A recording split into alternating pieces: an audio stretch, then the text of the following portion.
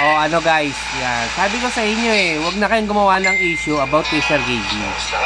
Kapopost lang yan, 28 minutes ang nakakalipas sa kanyang Facebook page. Huwag na kayong gumawa ng issue. Yan. Nagbabalik na ang isa sa pinaka magaling na vlogger sa Pilipinas. Hindi ko akalain na Kay Sir Gaby niyan. Yan guys, huwag na kayong gumawa ng ano. Huwag na kayong gumawa ng issue, chismis. Ayan na oh. Ayan na oh, kitang-kita nyo na. Kitang-kita nyo na, di ba? Kaya panoorin nyo yung buong video sa Facebook page niya. Normal naman ako ng pakiramdam ko pero humiga ako, nag-chills ako talaga. Alam mo yun, namanidang ng mukha ko. Good job, Sir Gaby. Good job. Good job. Depressed lang yung tao.